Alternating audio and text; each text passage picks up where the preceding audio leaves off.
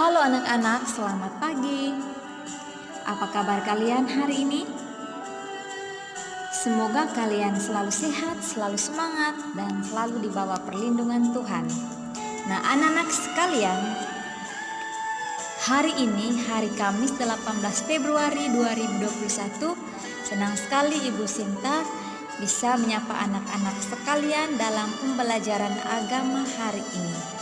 Nah, anak-anak perlu kalian ketahui bahwa hari ini adalah hari kedua umat Katolik memasuki masa Prapaskah. Nah, anak-anak, dalam masa Prapaskah ini kita diajak untuk rajin berdoa, berpuasa, dan bersedekah.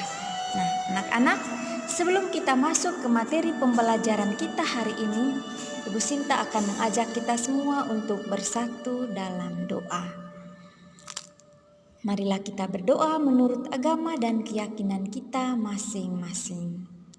Izinkanlah Ibu Sinta untuk memimpin doa ini menurut ajaran Katolik.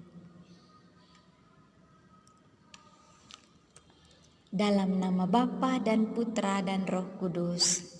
Amin. Allah Tritunggal yang Maha Kudus, Bapa, Putra, dan Roh Kudus, kami mohon penyertaan-Mu untuk pembelajaran kami hari ini. Semoga apa yang kami pelajari bersama hari ini dapat berguna bagi kami di kemudian hari. Dikau kami puji kini dan sepanjang segala masa. Amin. Santa Angela, doakanlah kami. Santa Ursula, doakanlah kami. Santa Maria dari Inkarnasi, doakanlah kami. Para martir Ursulin, doakanlah kami. Santa pelindung kita masing-masing, doakanlah saya. Amin.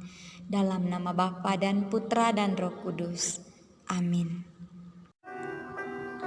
Nah, anak-anak sekalian, hari ini kita sama-sama belajar tema memohon bantuan Roh Kudus. Nah, sekarang kita melihat tujuan dari pembelajaran kita hari ini. Yang pertama, menceritakan kembali kisah para rasul bab 16 ayat 16 sampai 31. Yang kedua, menjelaskan pesan dari kisah para rasul bab 16 ayat 16 sampai 31.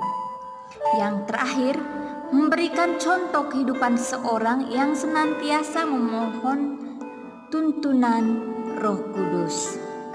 Anak-anak, ini adalah tujuan dari pembelajaran kita hari ini. Oke anak-anak, kita melihat poin yang pertama. Kita dengarkan kisah para rasul bab 16 ayat 16 sampai 31.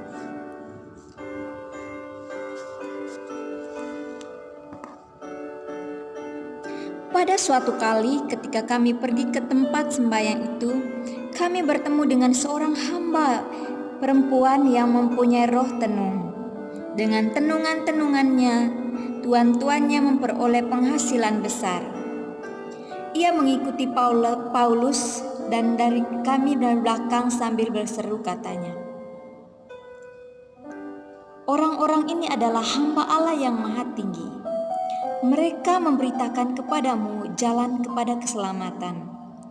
Hal itu dilakukannya beberapa hari lamanya. Tetapi ketika Paulus tidak tahan lagi akan gangguan itu, ia berpaling dan berkata kepada roh itu, "Demi nama Yesus Kristus, aku menyuruh engkau keluar dari perempuan itu." Seketika itu juga keluarlah roh itu.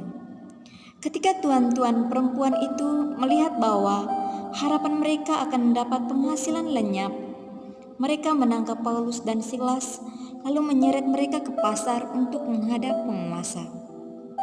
Setelah mereka membawa keduanya menghadap pembesar-pembesar kota itu, berkatalah mereka, katanya, "Orang-orang ini mengacau kota ini, karena mereka orang Yahudi, dan mereka mengajarkan adat istiadat yang kita sebagai orang Rom tidak boleh menerimanya atau menurutinya.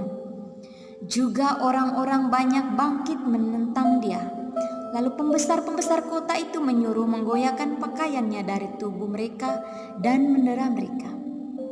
Setelah mereka berkali-kali didera, mereka dilemparkan ke dalam penjara. Kepala penjara diperintahkan untuk menjaga mereka dengan sungguh-sungguh. Sesuai dengan perintah itu, kepala penjara memasukkan mereka ke ruang penjara yang paling tengah dan membelenggu kaki mereka dalam pasungan yang kuat.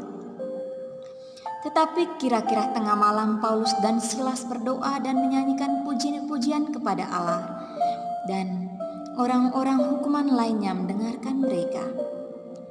Akan terjadilah gempa bumi yang hebat, sehingga sendi-sendi penjara itu goyah, dan seketika itu juga terbukalah semua pintu dan terlepaslah belenggu mereka semua. Ketika kepala penjara itu terjaga dari tidurnya dan melihat pintu-pintu penjara terbuka, ia menghunus pedangnya hendak membunuh diri, karena ia menyangka bahwa orang-orang hukuman itu telah melarikan diri. Tapi Paulus berseru dengan suara nyaring, katanya, "Jangan celakakan dirimu, sebab kami semuanya masih ada di sini." Kepala penjara itu menyuruh membawa suluh, lalu berlari masuk, dan dengan gemetar tersungkurlah ia di depan Paulus dan Silas. Ia mengantar mereka keluar sambil berkata, "Tuan, Tuan, apakah yang harus engkau perbuat supaya aku selamat?" Jawab mereka, "Percayalah kepada Tuhan Yesus Kristus, dan engkau akan selamat, engkau dan seisi rumahmu." Nah, anak-anak, demikianlah Kisah Para Rasul bab 16 ayat 16 sampai 31. Nah, anak-anak, setelah kita mendengarkan Kisah Para Rasul bab 16 ayat 16 sampai 31, maka kita mendengarkan pesan-pesannya. Paulus dan Silas difitnah dan dilaporkan sehingga mereka didera dan dipenjara. Nah, menghadapi persoalan itu, Paulus dan Silas berdoa dan menyanyikan pujian-pujian kepada Allah. Berkat doa Paulus dan Silas, terjadilah gempa bumi. Menyangka para tahanan itu lari. Penjaga penjara mau bunuh diri, namun dicegah oleh Paulus. Nah, penjaga itu pun menanyakan apa yang perlu dibuat agar selamat. Nah, Paulus menyatakan agar penjaga itu percaya kepada Tuhan Yesus Kristus agar ia dan seisi rumahnya selamat. Nah, manusia memiliki akal budi.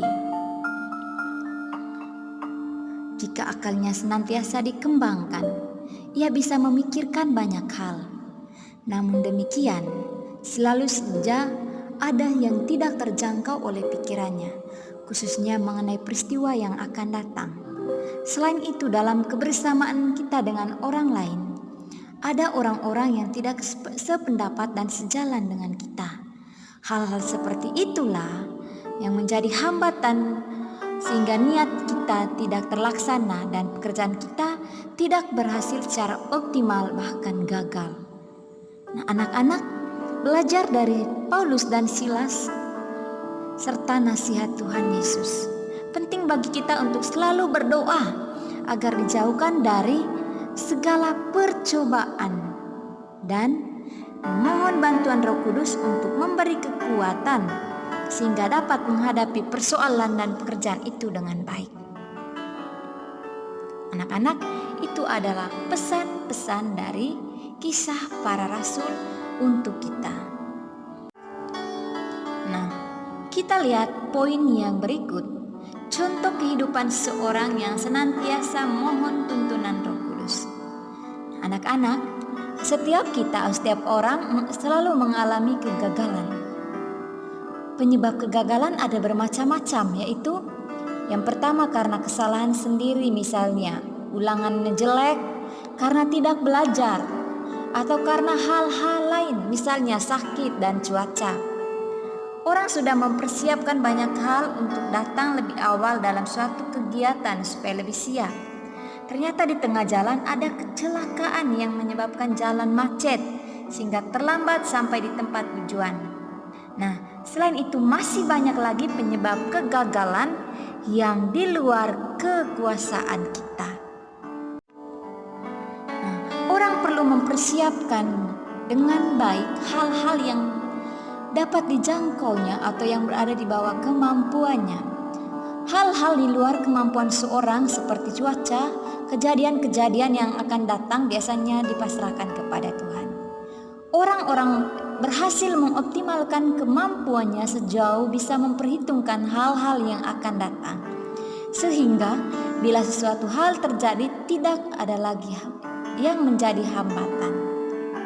Nah, anak-anak, untuk tidak terjadi hal-hal yang demikian, maka kita harus berdoa meminta bantuan atau mohon bantuan Allah.